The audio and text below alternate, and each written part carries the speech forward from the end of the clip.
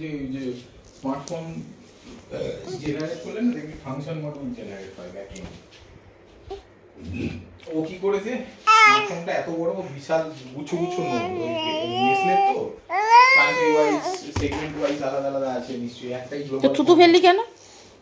ও কি করেছে এই তুই এত থুতু ফেলছিস কেন?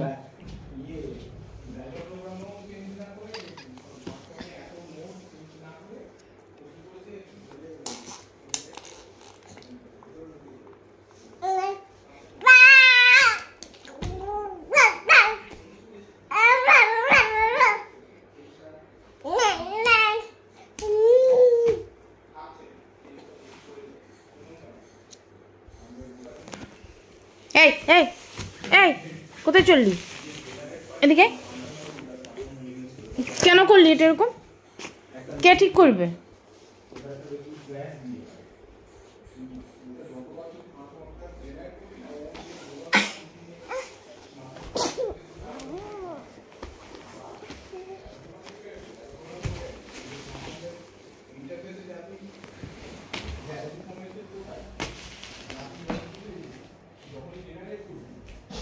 থাক অমনি থাক, পাপা এসে মারুক।